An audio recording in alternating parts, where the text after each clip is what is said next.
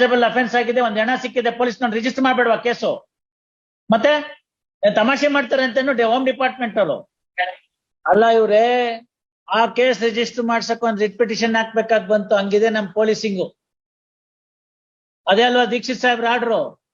ಮತ್ತೆ ಪೊಲೀಸ್ನವರ ನಿಷ್ಕ್ರಿಯತೆಗೋಸ್ಕರ ನೊಂದಂತ ವ್ಯಕ್ತಿ ಹೈಕೋರ್ಟ್ ಬಂದು ಮ್ಯಾಂಡಮಸ್ ಕೇಳಿ ಸಾಹೇಬ್ರು ಮ್ಯಾಂಡಮಸ್ ಅಲೋ ಮಾಡಿದ್ಮೇಲೆ FIR ರಿಜಿಸ್ಟರ್ ಆಗಿರೋದು. ಇಲ್ದೇ ಮುಚ್ಚಾಕ್ ಬಿಡ್ತಿದ್ರು ಪೊಲೀಸ್ನವರು.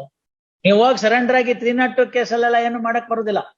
ನೋಡಿ, ನೀವೇ ಕೇಸೇ ರಿಜಿಸ್ಟರ್ ಮಾಡಿಲ್ಲ, ಹೈಕೋರ್ಟ್ ನವ್ರು ಹೇಳದ್ಮೇಲೆ ಕೇಸ್ ರಿಜಿಸ್ಟರ್ ಮಾಡಿದ್ದಾರೆ. Policing is very bad. ಎಲ್ಲೋಯ್ತು ಲಲಿತ್ ಕುಮಾರಿ? ಕಾಗ್ನೈಸಬಲ್ ಅಫೆನ್ಸ್ ಆಗಿದೆ, ಒಂದ್ ಹೆಣ ಸಿಕ್ಕಿದೆ, ಪೊಲೀಸ್ ನೋಡಿ ರಿಜಿಸ್ಟರ್ ಮಾಡ್ಬೇಡವಾ ಕೇಸು? ಮತ್ತೆ ತಮಾಷೆ ಮಾಡ್ತಾರೆ ಅಂತ ಹೋಮ್ ಡಿಪಾರ್ಟ್ಮೆಂಟ್ ಅವರು. ಏನಕ್ಕೆ ಇರ್ಬೇಕು ಮತ್ತೆ ಅಷ್ಟೊಂದ್ ಜನ? ಲಲಿತ್ ಕುಮಾರಿ ಕೇಸ್ ಇಲ್ವಾ? ಕಾಗ್ನೈಸಬಲ್ ಅಫೆನ್ಸ್ ಅಲ್ವಾ? Was it not is duty? ಸರ್ಕಾರಿ ತರ್ಫಿ ಅವನು ಹೆಡ್ ಕಾನ್ಸ್ಟೇಬಲ್ ಕೈನಲ್ಲಿ ಹಾಕ್ಸ್ಕೋಬೇಕಾಗಿತ್ತು. ಅಂತದ್ರಲ್ಲಿ ಪೊಲೀಸ್ ಸ್ಟೇಷನ್ಗೆ ಹೋಯ್ತು ಅಂತಂದ್ರೆ ಕೇಸ್ ರಿಜಿಸ್ಟರ್ ಮಾಡಲ್ಲ ಅಂತೀರ ಅವ್ರು. ಹೈಕೋರ್ಟ್ ಬರ್ಬೇಕು, ರಿಟ್ ಪಿಟಿಷನ್ ಹಾಕ್ಬೇಕು. ಏನ್ ನಡೀತಿದೆ ಇಲ್ಲಿ? ರೂಲ್ ಆಫ್ ಲಾ ಎಲ್ಲಿಗೆ ಹೋಯ್ತು? ಬೇಡದಿರೋ ಕೇಸಲ್ಲಿ ರಿಜಿಸ್ಟರ್ ಮಾಡಕ್ ಮುಂಚೆ, ಕೇಸ್ ರಿಜಿಸ್ಟರ್ ಮಾಡಕ್ ಮುಂಚೆ ಅರೆಸ್ಟ್ ಮಾಡ್ತಾನೆ. ಬನ್ನಿನಲ್ಲಿ ಪೊಲೀಸ್ ನಡ್ಕೊಂಡ್ ಬರ್ತಾನೆ ಲಾಯರ್ನ ಊಟ ಮಾಡ್ತಾ ಕೂತಿದ್ದ ಬನ್ನಿನಲ್ಲಿ ಎಳ್ಕೊಂಡ್ ಬರ್ತಾನೆ. 3 ಲಕ್ಷ ರೂಪಾಯಿ ದಂಡ ಹಾಕ್ಸ್ಕೊಂಡಿದ್ದೀರಿ ಸರ್ಕಾರದವರು. ಇಲ್ಲಿ ಕೇಸ್ ರಿಜಿಸ್ಟರ್ ಮಾಡಪ್ಪ, ನಾ ಸತ್ತೋಗ್ಬಿಟ್ಟಿದ್ದಾರೆ ನನ್ನ ಗಂಡ, ನನ್ನ ಇದು ಅಂತಂದ್ರೆ ಮಾಡೋದಿಲ್ಲ. ಅದಕ್ಕೊಂದು ರಿಟ್ ಪಿಟಿಷನ್, ಅದಕ್ಕೊಂದು ಮ್ಯಾಂಡಮಸ್, ಅದಕ್ಕೊಬ್ಬ ಗೌರ್ಮೆಂಟ್ ಲೀಡ್ರು ಇಲ್ಲ ಮಾಡ್ತೀವಿ ಅಂತ. ಇದೆಲ್ಲ ಎಲ್ಲಿಂದ ಬಂತು ನಂಗೆ ಅರ್ಥನೇ ಆಗಲ್ಲ. ಅದ್ರಲ್ಲಿ ಇವ್ರು anticipatory bail. What is this Manjunath? Surrender ಆಗಿ ಹಳೆ ಕೇಸು ಏನು ಇಷ್ಟು ದಿನದ ಮೇಲೆ ರಿಕವರಿ ಇರೋದಿಲ್ಲ. ಇನ್ಕ್ವೆಸ್ಟ್ ಎಲ್ಲ ಆಗೋಗಿದೆ. ಏನೋ ಮಾಡಿದ್ದಾರೆ ಅವರು. ನೋಡಿ, ಅದೇನ್ ಬೇಕೋ ಮುಂದಕ್ಕೆ ಮಾಡ್ಕೊಳ್ಳಿ. 439 ಬನ್ನಿ, ಅವಾಗ ನೋಡೋಣ, ಅದ್ ಬೇರೆ ಪ್ರಶ್ನೆ. ಇದು 438 ಹಾಕೊಂಡು 302 ಕೇಸ್ ನೊಗಡೆಗೆ ಅದು ಕೋರ್ಟ್ಗೆ ಬಂದ್ ರಿಜಿಸ್ಟರ್ ಆಗಿರೋ ಕೇಸ್ ಡಿಲೇ FIR ಅಂದ್ರೆ ಮಾಡಿಲ್ಲ ಪೊಲೀಸ್ ಅಂತಲೇ ಹೈಕೋರ್ಟ್ಗೆ ಬಂದಿರೋದು. ಸುಮ್ನೆ ಹಿಂಗ್ ತೆಗ್ದಿದ ತಕ್ಷಣ ಎಲ್ಲ ಪುರಾಣ ಹಿಂಗೆ ಹೇಳ್ತಾರಲ್ಲ ಇವರು, ನನ್ಗಿಂತ ಚೆನ್ನಾಗಿ ಅಂತ ನಿಮ್ಗೆ. All right, 5-4 at request of Manjunath release this matter on 5-4 ಅವತ್ತು ಮೆಮೊ ತಗೊಂಡ್ ಬಂದ್ಬಿಡಿ. ಒಂದ್ ಮಾತ್ ಕೇಳಿ, awaiting service of notice to R2. Next case ಅಮ್ಮ. ಯಾಕಮ್ಮ? ಏನ್ ಅಫೆನ್ಸ್? 68, 469, 470 ಯಾರಿಗೋ ಟೋಪಿ ಹಾಕಲಾಗಿದೆ. ಯಾರಿಗ ಟೋಪಿ ಹಾಕಿದಿರಿ? ಏನ? Fraud, cheating, forgery. Council for petitioner place time. In the meantime learn HGP to file objection. ಪ್ರಾಶನ ಆದ್ಮೇಲೆ ಸ್ಟಮಕ್ ವಾಶ್ ಆಗಿದ್ಯಾ ಅಂದೆ. ಅದರ ರೆಸಿಡ್ಯೂನಲ್ಲಿ ಏನ್ ಸಿಕ್ತು? ಕೆಮಿಕಲ್, ಪೊಟ್ಯಾಷಿಯಮ್, ಸೋಡಿಯಂ, ಏನೋ ಒಂದ್ ಸಿಕ್ತು ಬಿಡಿ ಸರ್. ವಿಷ ಅಷ್ಟೇನೆ. ಅದಕ್ಕೆ ಇನ್ನೊಂದಿನ ಹೇಳ್ಬೇಕಲ್ಲ, ಇವತ್ತು ಟೈಮ್ ಇಲ್ಲ. ಯಾವ ವಿಷ ತಗೊಂಡ್ರೆ ಒಳಗಡೆ ಯಾವ ಭಾಗ ಕಾಣುತ್ತೆ, ಬಂದಿರೋ ಸ್ಟಮಕ್ ವಾಶ್ ಒಳಗಡೆಯಿಂದ ಯಾವ ವಿಷ ಅಂತ ಹೇಳ್ಬೋದು. ಬರೇ ವಾಸನೆ ಮತ್ತು ಬಣ್ಣದಿಂದ ಗೊತ್ತಾಯ್ತಲ್ಲ. ಅಲ್ಲ ತಿಳ್ಕೊಬೇಕಪ್ಪ. ಇದೇನ್ರಿ ಅದು ಪಿಕ್ಚರ್ ಹೇಳದಂಗೆ ಕಥೆ ಬರ್ಬಿಡ್ದೆ ನಾನು. ವಿಷ ಕುಡಿದ್ಮೇಲೆ ಅವಳೇ ಹೋಗಿ ವಿಷ ಅಂತ ಗೊತ್ತಾಗಿ ಅದನ್ನೆಲ್ಲ ತಾನೇ ವಾಂತಿ ಮಾಡ್ಕೊಂಡು ಮಕ್ಕಳನ್ನ ಕರ್ಕೊಂಡು ಏನೋ ವ್ಯವಸ್ಥೆ ಎಲ್ಲ ಬರೇ ನೋಡಿದ್ರೆ ಎಲ್ಲ ಯಾವ್ದೋ ಆತರ ಕೇಸ್ ಅಂತಾನೆ ಕಾಣುತ್ತೆ. ಪಿಕ್ಚರ್ ನೋಡ್ ಬರ್ದಿರಂತ. ಎಲ್ಲಾರು ಹೋಗ್ಕೊಳ್ಳಿ ಬಿಡ್ರಿ. ಪೊಲೀಸ್ ಸ್ಟೇಷನ್ಗೆ ಹೋಗಿದಾರ ಇಲ್ವೋ?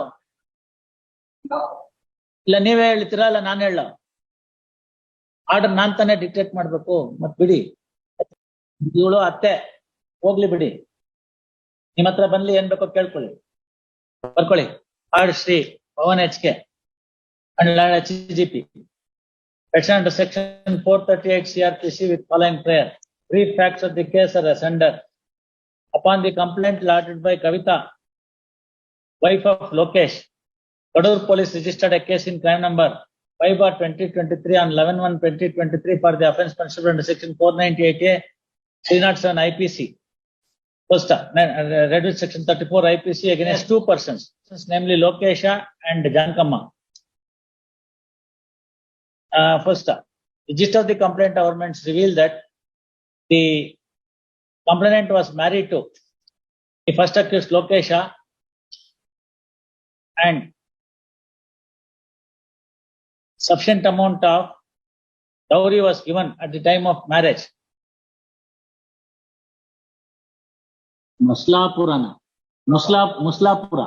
ಮುಸ್ಲಾಪುರದ ಹಟ್ಟಿ ಮ್ಯಾರಿಡ್ ಅಷ್ಟೇ ಸಾಕು, ಬಿಟ್ಬಿಡಿ ಇನ್ನೇನ್ ಬೇಡಲ್ಲ ಆಯ್ತಾ.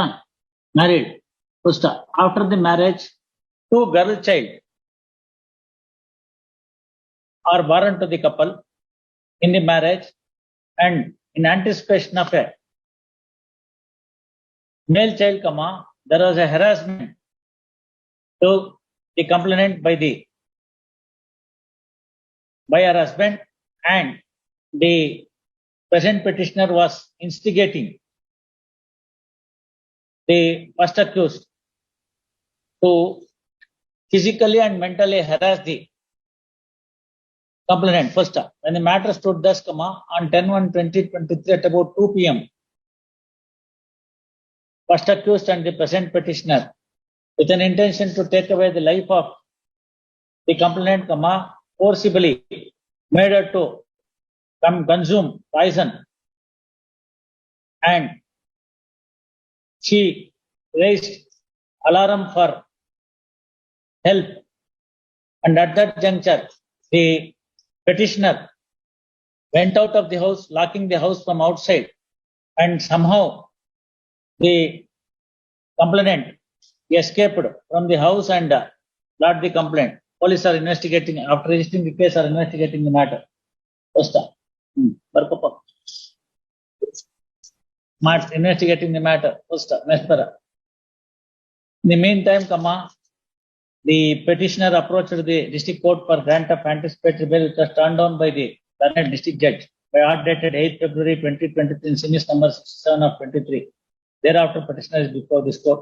That counsel for the petitioner reiterating ground 13 the petition contended that the very complaint government looks itself very artificial, and petitioner is innocent of the offences heard against her, and sought for grant of anticipatory bail. First, Parkantal and CJP opposes the bail grounds. First, next para, Peru the metal on record meticulously. Next para, according to the complaint government's, after the complainant was forcefully administered poison, she went to the bathroom and vomited, and thereafter went to the police station along with her children and lodged the complaint. First, lodged the complaint. First, next para, the police are investigating the matter, and the petitioner is not available to the investigation agency. First, next para, investigation agency, and as such investigation is crippled. First, next para, directing the petitioner to join the investigation and undergo limited period of investigation. A custodial investigation would meet the ends of justice. Accordingly, following order. ಅದೇ 11ನೇ ತಾರೀಕು ಅಂತ ಮಾಡ್ಬಿಡು. ಹೋಗಿ 11ನೇ ತಾರೀಕು ಹೋಗಿ police station ಸೇರ್ಕೊಳ್ಳಿ. ಅವ್ರೇನ್ ಪ್ರಶ್ನೆ ಕೇಳ್ತಾರೋ ಕೇಳ್ತಾರೆ. 5 ಗಂಟೆಗೆ ನಿಮ್ಮನ್ನ ಬಿಡ್ತಾರೆ. ಒಂದ್ ಬಾಂಡ್ ಬರ್ಕೊಡಿ 1 ಲಕ್ಷ ರೂಪಾಯಿಗೆ. ಎಸ್ ಮಿಸ್ಟರ್ ದೇವರಾಜ, ನೀವು ಊರಲ್ಲ ಅಂತ ಹೇಳಿ ಅಷ್ಟೇ. ನಿಮ್ಗೆ ಅಲ್ಲ ನೀವು ಊರಲ್ಲಿರಲ್ಲ ಅಂತ ಹೇಳಿ ಅಷ್ಟೇ. ಕಾಪಿ ತಗೊಳಕ್ಕೆಲ್ಲ ನೀವು ಊರಲ್ಲಿರಲ್ಲ. ಇಲ್ಲೆಲ್ಲ ನನ್ನಿಂದ ಡಿಲೇ ಆಯ್ತು ಅನ್ನೋದೇನು ಇಲ್ಲ. ಕಾಪಿ ಎಲ್ಲ ಸಿಕ್ಕಿ ಹೋಗಿಲ್ದಿರೋರು ಇದ್ದಾರೆ. ನಾನು ಸಾಯಂಕಾಲ 5:30, 6, 6:15, 6:30 ತನಕ ಕೂತು ಕಾಪಿ ಇದು ಬೇಲ್ ಆರ್ಡರ್ ಸೈನ್ ಮಾಡೋಗಿದ್ದೀನಿ. ಬೆಳಗ್ಗೆ ಕೋರ್ಟ್ಗೆ ಬಂದಿದ ತಕ್ಷಣ ಬೇಗ ಬರ್ತಾ ಇದ್ದೀನಿ. ಸಾಯಂಕಾಲ ಮಾಡಿಟ್ಟಿದ್ದನ್ನ ಬೆಳಗ್ಗೆ ಚೇಂಬರ್ಗೆ ಇಲ್ಲಿಂದ ಕೋರ್ಟ್ ಅಲ್ಲಿ ಬರಕ್ ಮುಂಚೆ ಸೈನ್ ಮಾಡ್ಬಿಟ್ಟು ಹೋಗ್ತೀನಿ. ಮನೆಗ್ ತಗೊಂಡೋಗಿರ್ತೀನಿ. ಆಗಿಲ್ದಿರೋದನ್ನ ಕರೆಕ್ಷನ್ ಮಾಡ್ಕೊಂಡ್ ಕೊಡ್ತೀನಿ. ಕೊಟ್ಬಿಟ್ಟು ಬೆಳಗ್ಗೆ ಪ್ರಿಂಟ್ ತೆಗ್ಸಿ ಅಂತ ಹೇಳ್ತೀನಿ. ಯಾರು ಟೈಪ್ ಮಾಡಿದಾರೆ ಕೇಳಲ್ಲ, ಇವ್ರಿಗೆ ಪ್ರಿಂಟ್ ಕೊಡಕ್ ಹೇಳ್ತೀನಿ. 3 ಜನ ಪ್ರಿಂಟ್ ಕೊಡ್ತಾರೆ. ಇನ್ನೆಸ್ಟ್ ಮಾಡ್ತಾರೆ. ಆಯ್ತು ಅನ್ನೋದು ಯಾವ್ದೂ ಇಲ್ಲ.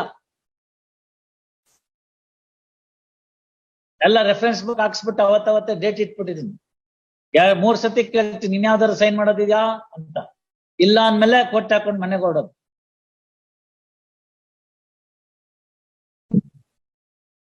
For the petitioner in this matter, my lord, I have filed IA to implead the complainant as respondent number 2, my lord. ಎಲ್ಲಿದೆ IA? I have filed it in the registry, my lord. Issue notice to propose second respondent. ಎಲ್ಲಿದ್ಯಮ್ಮ? ಯಾವತ್ file ಮಾಡಿರೋದು? Today, ನಿಮ್ಮವ್ರ ಹಂಗಿರ್ತಾರ್ರಿ. ಏನೋ ಹಾಕೋದಿಲ್ಲ. Sir ಇವತ್ತು. ಯಾವತ್ ಹಾಕದ್ರಮ್ಮ?